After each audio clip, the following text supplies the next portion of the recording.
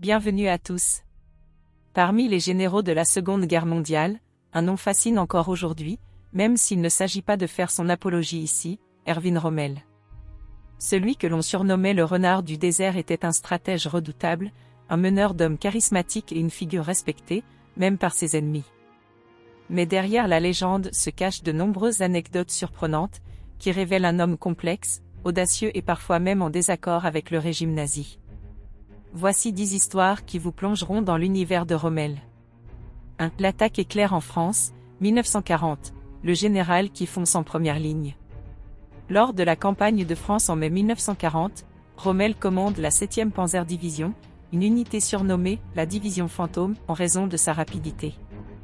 Alors que ses troupes avancent à une vitesse fulgurante, Rommel n'hésite pas à se placer en première ligne, parfois sous le feu ennemi.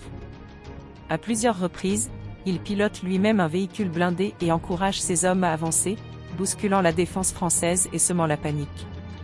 En quelques jours, sa division traverse la Meuse et enfonce les lignes ennemies, une audace qui impressionne tant de Gaulle qu'Hitler.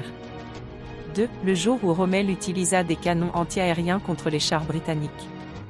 En 1941, en Afrique du Nord, Rommel se retrouve face au redoutable char britannique Matilda, quasiment invulnérable aux tirs classiques. Il prend alors une décision audacieuse, utiliser les canons anti-aériens de 88 mm, normalement destinés à abattre des avions, contre les blindés ennemis. Cette tactique s'avère redoutablement efficace et devient l'une des marques de fabrique de la guerre du désert. Ce jour-là, Rommel prouve une fois de plus son génie tactique. 3. Quand Rommel fit croire aux Britanniques qu'il avait plus de chars qu'en réalité. En Afrique, Rommel compense son infériorité numérique par des ruses ingénieuses dignes d'un illusionniste. Il ordonne à ses hommes de fixer des panneaux de bois sur des véhicules pour les faire ressembler à des chars et de déplacer ces faux blindés en permanence pour donner l'illusion d'une grande armée. Cette supercherie trompe les Britanniques, qui surestiment les forces allemandes et retardent leurs offensives. 4. Le jour où Rommel sauva des soldats britanniques d'une mort certaine. Malgré la brutalité de la guerre, Rommel se distingue par un certain sens de l'honneur. En 1941, après une bataille, il découvre des soldats britanniques gravement blessés et abandonnés en plein désert. Ignorant les règles de la guerre qui l'autoriseraient à les laisser mourir, il ordonne qu'ils soient soignés par ses propres médecins. Un geste qui lui vaudra le respect de nombreux officiers britanniques. 5. Quand Rommel traversa les lignes ennemies en pleine nuit. Lors d'une reconnaissance nocturne en Afrique du Nord, Rommel s'égare et se retrouve accidentellement derrière les lignes britanniques. Plutôt que de paniquer, il joue son va-tout, il fonce à toute vitesse en jeep en criant en anglais des ordres aux soldats qu'il croise, les déstabilisant. Avant qu'ils ne comprennent la supercherie, il est déjà reparti, sain et sauf. Un culot incroyable qui aurait pu lui coûter la vie. 6. Son mépris pour Hitler et le nazisme. Contrairement à ce que l'on pourrait croire, Rommel n'était pas un fanatique nazi. Il n'a jamais fait partie du parti nazi ni porté l'uniforme du parti et n'adhérait pas à son idéologie raciste. Il désapprouvait la politique d'Hitler et considérait que la guerre en Afrique n'avait aucun sens stratégique.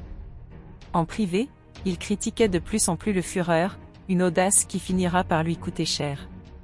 7. L'attentat contre Hitler, son implication indirecte. Rommel n'a jamais directement participé au complot du 20 juillet 1944 contre Hitler, mais il en connaissait l'existence et y était favorable. Il pensait qu'il fallait négocier une paix avec les Alliés pour éviter la destruction totale de l'Allemagne.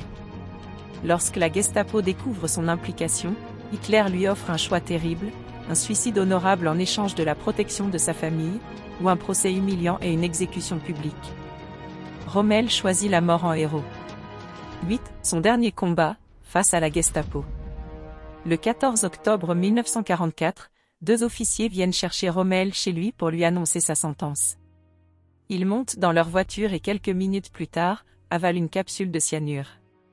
Sa mort est annoncée comme une mort héroïque au combat, mais la vérité finira par éclater.